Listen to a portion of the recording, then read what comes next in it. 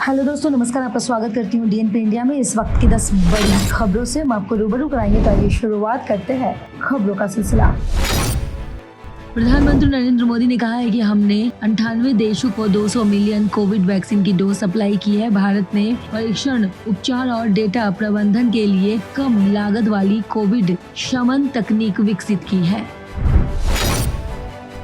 कानून मंत्री किरण रिजिजू ने राजद्रोह कानून पर सुप्रीम कोर्ट के आदेश के बाद लक्ष्मण रेखा संबंधित उनके बयान पर सवाल उठाने वाले वरिष्ठ कांग्रेस नेता पी चिदम्बरम पर पलटवार किया है।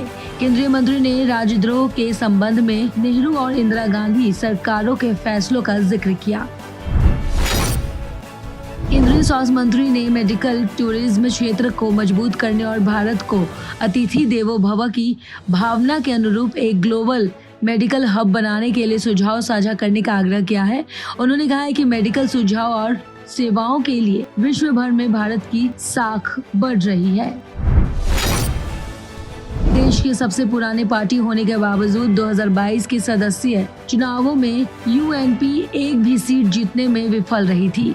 यूएनपी का गढ़ मानने जाने वाले कोलंबो से रानिल विक्रमसिंघे भी चुनाव हार गए थे। वहीं रानिल विक्रमसिंघे श्रीलंका के नए प्रधानमंत्री बने हैं। पार्टी मीडिया विभाग के प्रमुख रणदीप सुरजेवाला ने कहा है कि चिंतन शिविर में पार्टी के संकट की राह निकलते हुए 2024 की लड़ाई की तैयारी के लिए बीजेपी की धार्मिक ध्रुवीकरण की राजनीति का मुकाबला करने की दिशा में भी तय होगी। रायपुर एयरपोर्ट पर हुए एक हेलीकॉप्टर क्रैश में दोनों पायलटों की मौत हो गई है। छत्तीसगढ़ के मुख्यमंत्री भूपेश बघेल ने हादसे को लेकर दुख जताया है। बताया जा रहा है कि गुरुवार की रात करीब 9 बजे टेस्टिंग के दौरान ये हादसा हुआ।